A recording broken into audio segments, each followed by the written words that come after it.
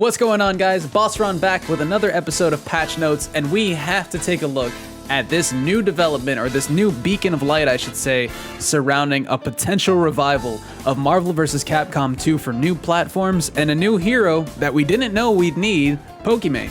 Now, this is something we don't normally cover on the channel, surrounding the top streamer happenings of who joins what talent agency, creates a talent agency, or gets a Mercedes-Benz dealership sponsorship, I should say.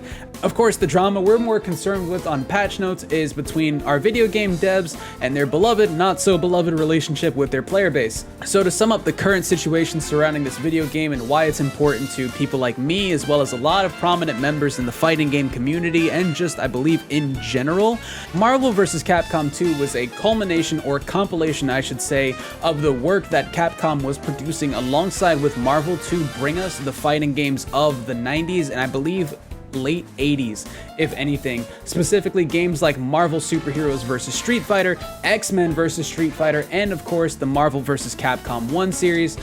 And for a lot of kids growing up in the 90s, I believe we've had access to the aforementioned games in some way, shape, or form, whether it was in the arcades or even on the home editions for like the Dreamcast or the PlayStation 1.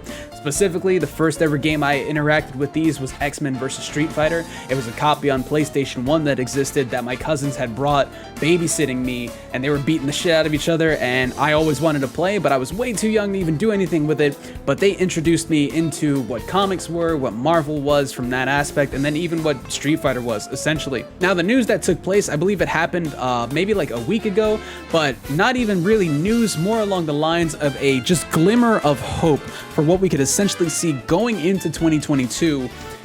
Those of you who don't know, and I'm sure you should know in some way, shape, or form, because she has taken over the world, not even by storm, she's just fucking took over the world somehow and sits on a throne. Pokimane, that's right, Pokimane from Offline TV has joined part with a agency company by the name of RTS. What they specifically do, I haven't really researched too much into. As far as I know, they're kind of a conglomerate surrounding the streamerverse and gaming as a whole. They also own a big piece, or I think they own the whole thing, of EVO. EVO is essentially the WrestleMania, the Super Bowl of fighting game tournaments. This is pretty much where everybody gets together, I believe in July or August in Vegas, where all the best fighting game players get to play all the best fighting games on stage and bring us lots of hype, cool moments that not only are fun to watch, but they inspire you to want to jump in and learn how to play these games and potentially be competitive in some aspect. With this being said, by proxy, Pokimane now owns a piece of the EVO fighting game tournament as a whole, which means a couple of things, and I believe that's something we should make another Patch Notes episode for, is what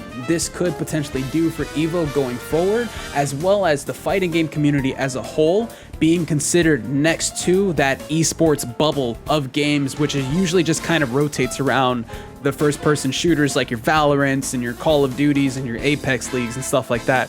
Now, with Pokimane being almost a new matriarch of the FGC by owning that piece of EVO, she went on Twitter and posted a hashtag free MVC2, which was her throwing her hat into the ring of that hashtag that had already been created prior by other fighting game community members like Maximilian Dude as well as Justin Wong, all essentially to start a campaign to get Capcom and Marvel on the board again to start talking about what to do to at least bring this game back to newer platforms so other new players and old players alike could experience the video game for itself, and maybe even start a competitive circuit around it with maybe some of the lower tier characters. And that's the really big thing to focus on, is now having someone like Pokimane in our corner. Of course, doesn't mean she's just gonna bend to the whim of the FGC and try to fucking help us get everything, but it gives us bigger footing to get things that we want that would make the community better and at least a bit more enjoyable to the broader audience. I'm really to see if there's any developments Pokimane could potentially bring to the tournament, or if there's any aspects of these tournaments she can take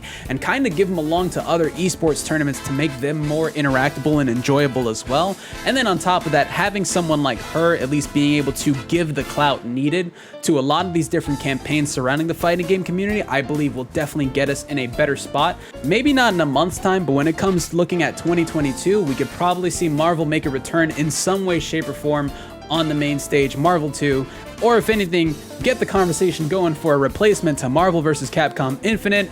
We love that game. That gameplay was good.